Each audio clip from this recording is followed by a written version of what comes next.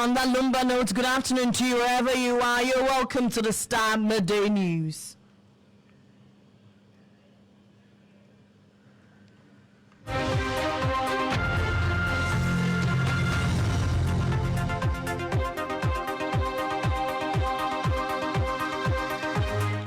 And coming up in the next 30 minutes, President Mohammed warns of severe sanctions against appointees who failed to declare their assets latest by 31st March this year, as he declares his assets today.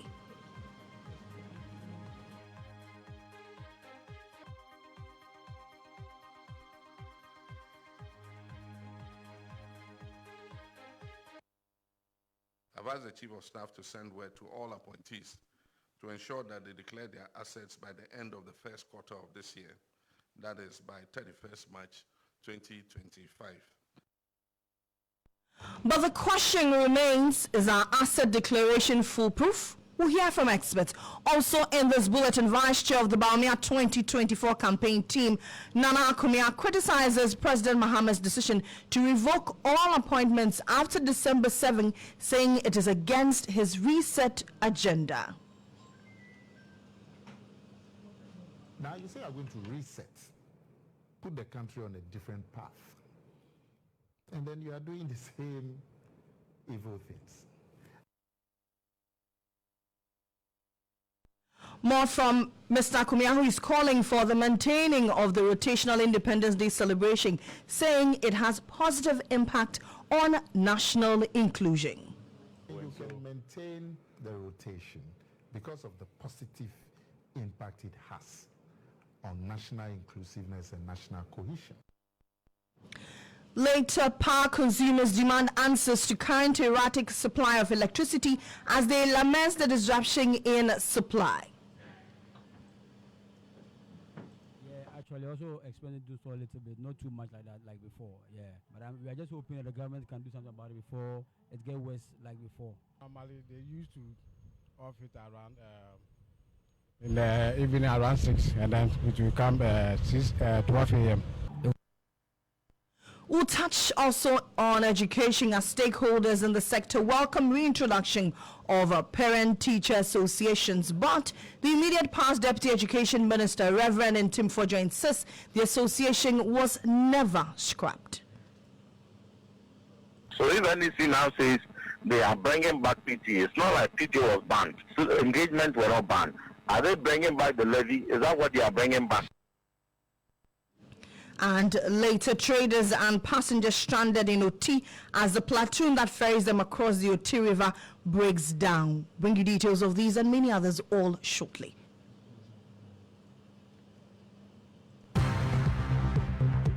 Star News is coming to you live on Ultimate 106.9 FM in Kumasi, Empire 102.7 FM in Takrady, Zeps 95.9 FM in Zebila, Nissim 100.1 FM in Lamshao, My Star Radio in the USA. Also live on Facebook on Star 103.5 FM and on starfm.com.gh around the world. This is Star 103.5 FM. Star News. Informed, in depth, in touch.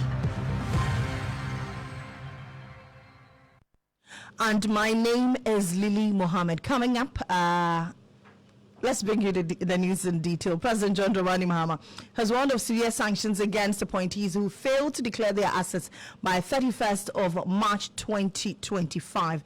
The president earlier declared his assets to encourage his appointees to do the same. President Mahama believes declaration of assets is a first step to ensuring accountability. Let's have a listen to him. In times past, I would privately have presented these forms to the Auditor General in fulfillment of my statutory obligation. I've taken this step of presenting these forms publicly as a way of injecting some openness and transparency into the process of assets declaration. I've always maintained that while it is all well and good to punish corruption, a more effective way of addressing the canker is preventing it from occurring in the first place. I honestly believe that if properly curated and enforced, the assets declaration process can become a sustainable tool for tackling corruption. Corruption by nature is insidious and thrives under the cover of darkness. the more light that is shown on it, the more likely that it will be fought successfully. I've also taken this step to send an unmistakable signal to all public office holders, especially those that I have appointed, that I take the declaration of assets very seriously and expect full compliance from them. I've asked the Chief of Staff to send word to all appointees to ensure that they declare their assets by the end of the first quarter of this year, that is by 31st March 2025. I wish to stress that any appointee failing to meet this deadline would face severe sanctions, not excluding removal from office. Even as we strive to hold past government officials accountable for their stewardship, I deem it even more imperative to enforce anti-corruption among our present public office holders. Charity, they say, begins at home. I'm therefore determined to take the necessary steps to ensure that we fight corruption vigorously so that the precious little resources that have been entrusted to us by the Ghanaian people are used only in their interest. So that's President John Dramani Mahama as he declared his assets. We'll try and engage our presidential affairs correspondent to find out if the president declared his assets in the full glare of the public, and then find out indeed if this is full proof that it will curb the issue of corruption and corruption-related offenses. We're also trying to raise an anti-corruption expert on the subject, but meanwhile, power consumers are demanding answers to the current erratic supply of electricity, despite assurance by governments that enough fuel has been procured to ensure that the ongoing maintenance works at WAPCO does not disrupt supply. Many areas in the country are experiencing erratic supply of power. Some customers spoke to Starr News about the current power situation. Have a listen. Yeah, actually, also explain this a little bit, not too much like that, like before, yeah. But we are just hoping that the government can do something about it before it gets worse like before. Because I quite remember yesterday, I went to an area like Amasamai, Pukwase, Israel, Tabora, La Paz, and part of La Paz, Red Cross, they all having light off, which is a problem. At my area, even yesterday we went out around 12 a.m. and then it came this morning. But normally they used to off it around in the evening around 6, and then it will come 12 a.m. But this time they've changed it from 12 a.m. to 6 a.m. It's not like doom sort thing, but like face off. I call off. Then some some lines go off. It's not doom so as such. Yeah. First we'll be sleeping, then off, unless the next day or maybe 6 o'clock in the morning. By this time, the last time we had, it was 5 o'clock, then 11 o'clock we had light, so we were able to sleep. So I think it's better. Oh, me ya hare me nti junso biasa. So mo si junso de se eye de wi abo na nsuo nto a nsuo no baby a wo yes ne wo no. Nsuo no ba from akoso mo nsuo no ba from kakra. Se nsuo to na ye ma onu de dunso asem bi ani ho. Nti ese nkrofo fa hye no sunse. Se ma ye we nsuo nto nsuo no akoso bodam na ba from. Eba from no enya ade a light no ebe so de biasa.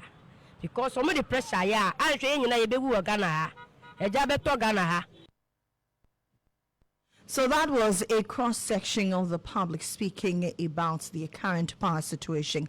Still on power-related issues, the National Petroleum Authority says it will deploy automatic dispensers to the downstream petroleum sector to kickstart the 24-hour economy policy.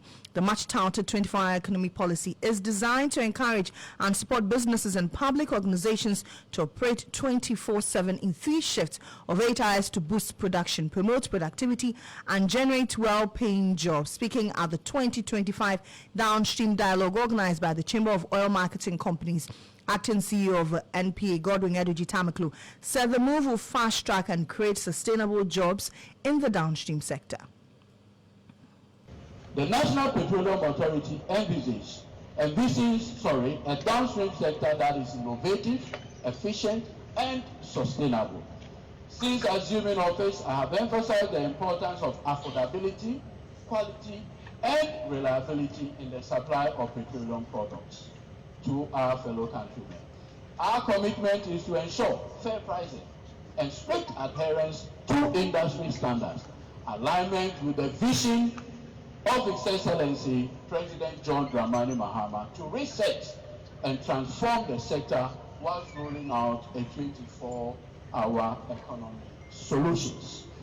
The authority is currently exploring various aspects of downstream petroleum value chain alongside a comprehensive implementation plan to facilitate the rollout of the 24-hour economy within the industry. The initial phase may include the deployment of automated dispensers at selected petroleum retail outlets, as well as the implementation of measures to ensure continuous operation of bulk storage facilities, depots, among others. When the President promised a 24-hour economy, he knew exactly what he was about. And we strongly believe that we can start that conversation within the downstream petroleum sector. The progress we aspire to cannot be achieved in isolation. It requires robust collaboration within industry players like your good self, sister government agencies, and international partners. I've had conversation about the issues involving ICAMS, the challenges it brings to industry players, and we have to look at this. As we engage in this two-day dialogue. That's Godwin Eduji Tamaklo. He is the acting CEO of the National Petroleum Authority. Let's go back to our earlier story on the assets declaration regime. President Mohammed today declared his assets, and he's asking his appointees to declare their assets latest by March 31. But the question is this the best regime? Let's engage Adam Senanu. He's African Union Board Against. He's a member of the African Union Board Against Corruption. Good afternoon to you, Mr. Senanu. Good afternoon. Good afternoon. I trust you're doing well, sir. I'm doing very well. Great. Now, today the president has declared all his assets, and he's asking all his appointees to declare theirs latest by March 31. Is our current assets declaration regime the best? Well, no. But let me start out by commending the president. I'm delighted and excited to see leadership by example. Yes, we have a challenge. We have said over and over again that the current regime is not fit for purpose. There are two elements we need to address: verification of what individuals put down as their assets, as well as publication. Without that, it is not as effective as it ought to be and would be in other jurisdictions.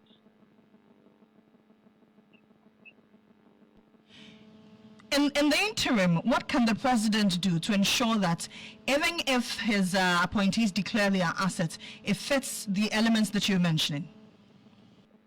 Well, I think that the first thing is to make sure, like he has said, giving a deadline is an excellent thing.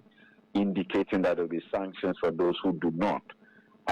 It's also important because then people recognize that the president has done it. He has publicly stated this. Everybody's going to be checking. Have you declared? Now, beyond that would be the efforts to, as it were, review the legal framework. One of the things we've looked at in that space is the Conduct of Public Officers Bill, the COPU, which, if this government took on board, could be completed, could be tabled, could be taken through the parliamentary processes and finalized. In there, we have a much more detailed approach to assets declaration for public officers, which will involve both the verification processes, which will require some kind of secretariat, as well as the publication, as you have in our sister country, Nigeria, where any citizen can go live on the website and cross-check, has this individual stated everything we know he has, or is there something hidden, and so on and so forth. I think that those are important things that the president can engage around going forward to ensure that this particular legal framework is more fit for purpose than we find it today. Is our current fight against corruption yielding any results, looking at the approach of the current administration? I think it's going to take a little while to see whether it's, they're just coming. It's probably, a month and a half. But they made good efforts. I've always stated that I think oral is important. It should be institutionalized. Let's know that every new government is going to do a cross-checking of the previous one, accountability. Let's make sure that the institutions of state that are mandated to look at these issues, take them up and investigate. But I think that the signaling, which is important, the leadership signaling that we'll live by example and we'll hold accountable our own people. And that's one of the most critical things the president has said today, that we are not just going to be looking out for those in previous regimes who've done the wrong thing, as it were, taking what they ought not to take from the public purse, but in our own regime. We are not going to countenance corruption. I think that we will hold the president to his word.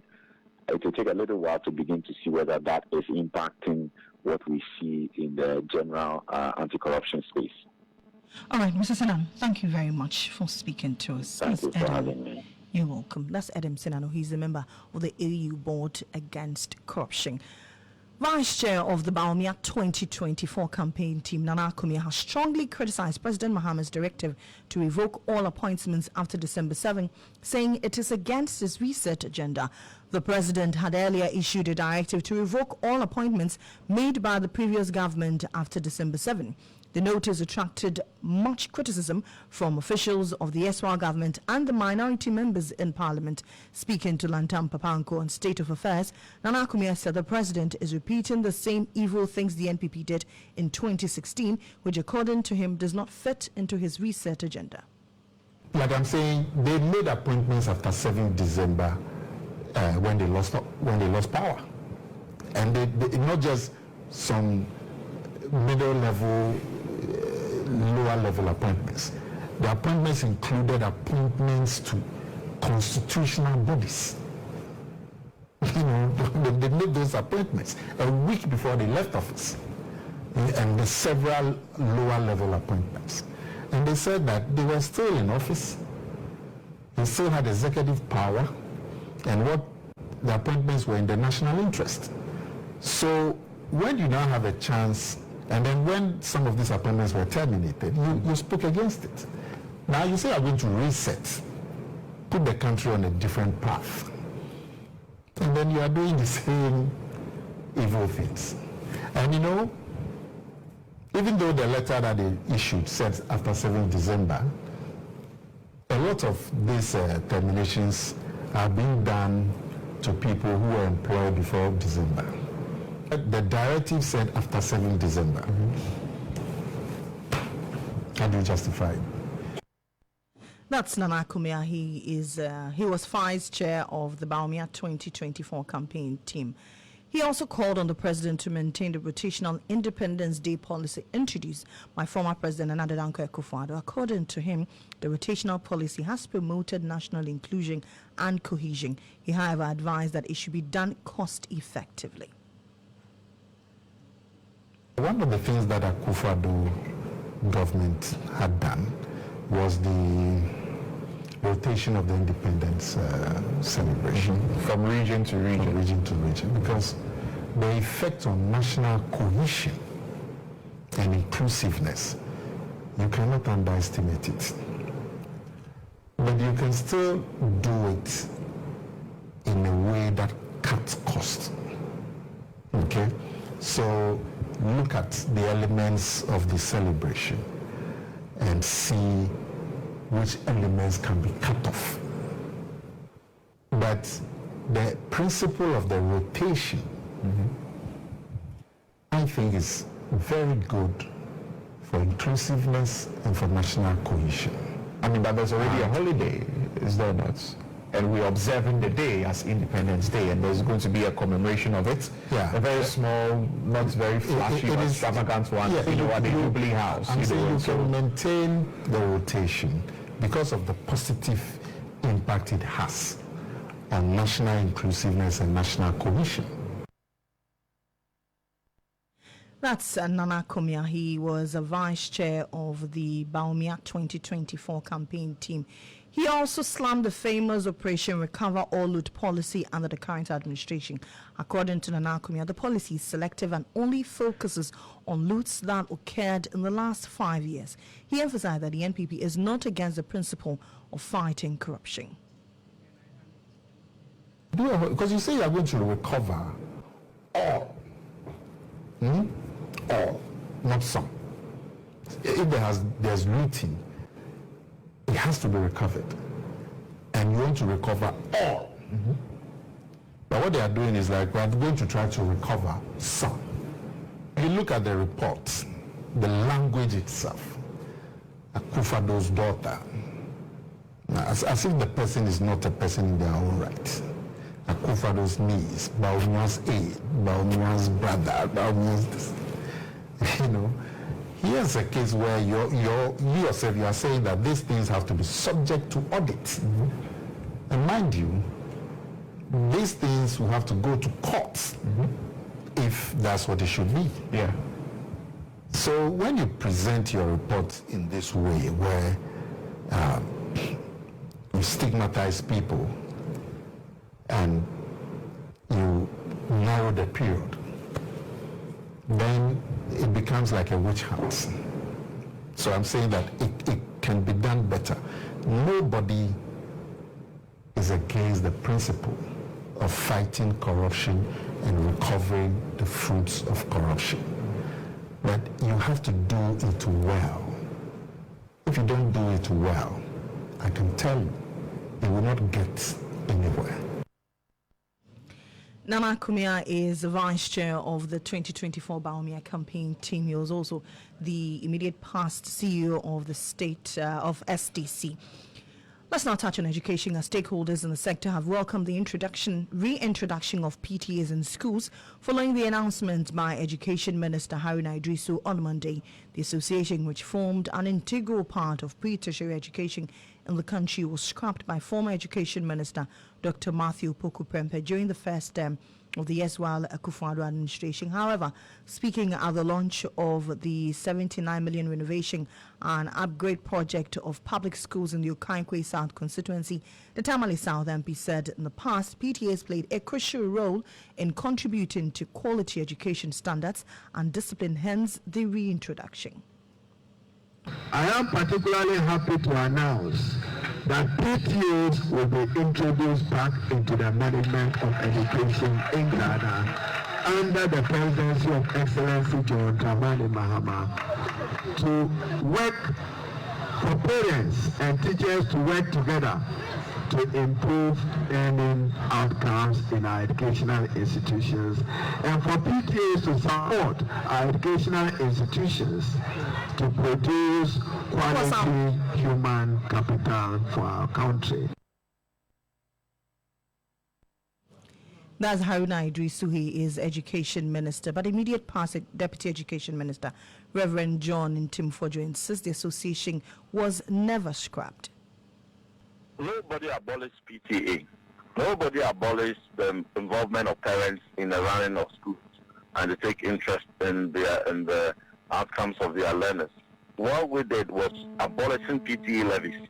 PTA levies were compulsory, and at some point, if you had fulfilled all other requirements and you are even in your final exam, but you owe PTA, students had to be sacked, and all their 3-year struggle just gone to waste. And we said that we don't want that burden to be on parents. It is an association. It is a voluntary. People join associations voluntarily. If there's any contribution they ought to get, it ought to be voluntary. We scrapped the compulsory PTA levy.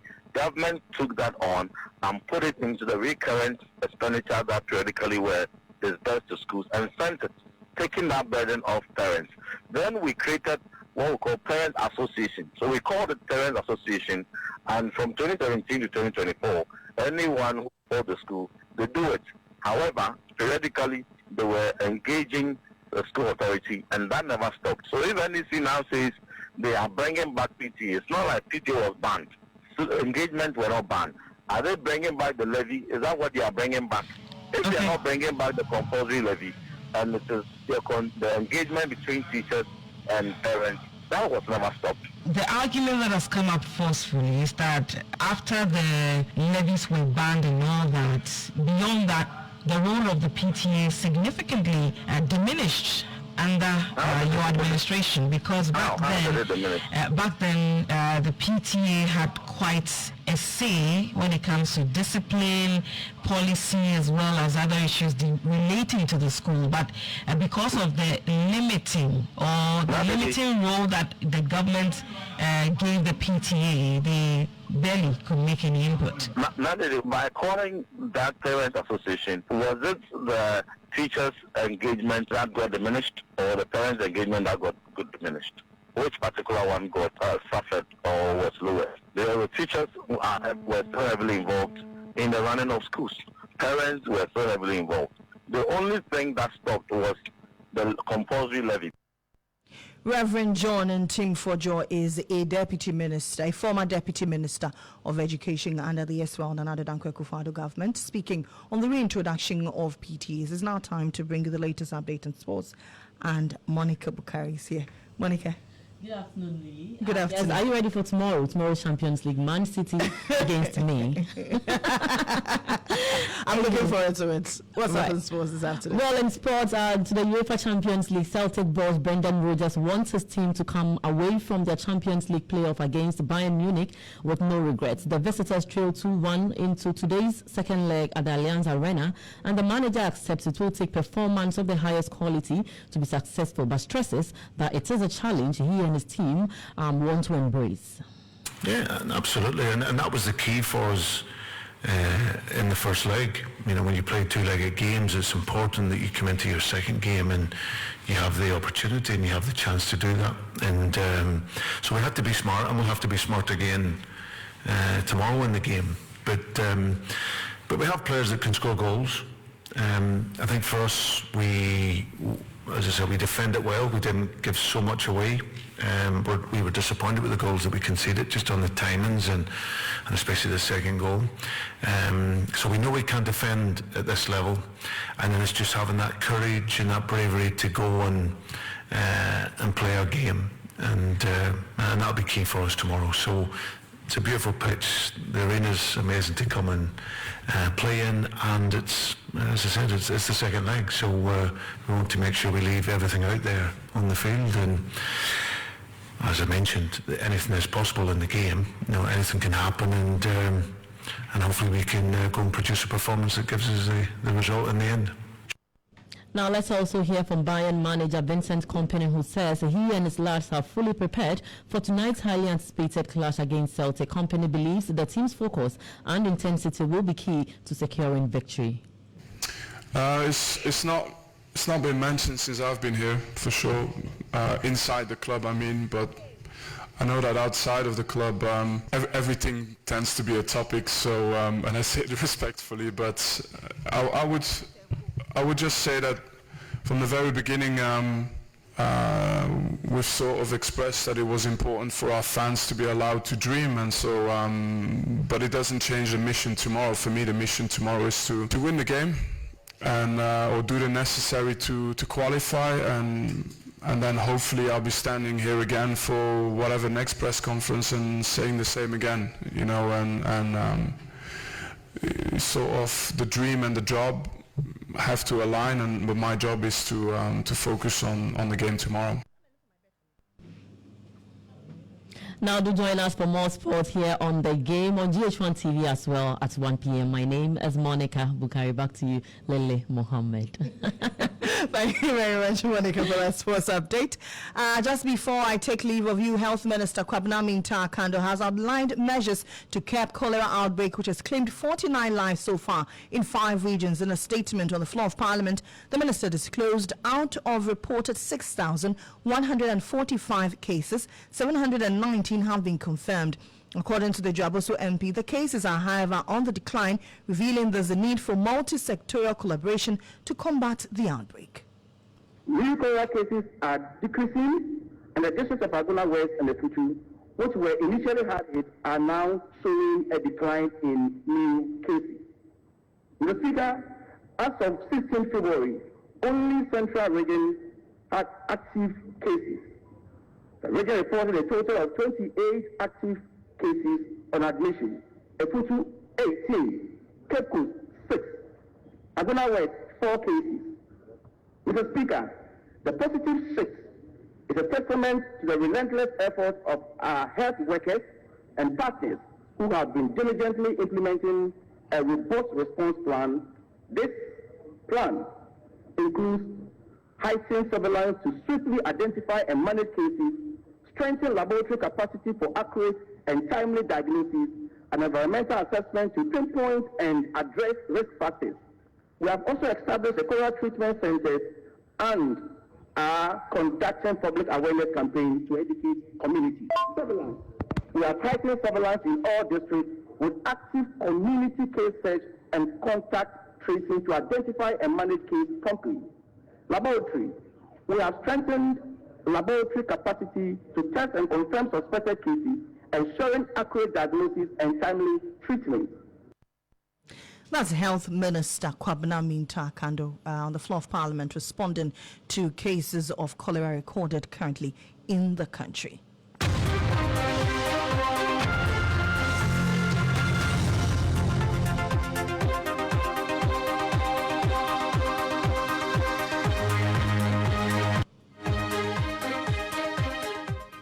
And so that's it for the news. For more news updates, kindly log on to starfm.com.gh. My name is Lily Mohammed. Good afternoon to you.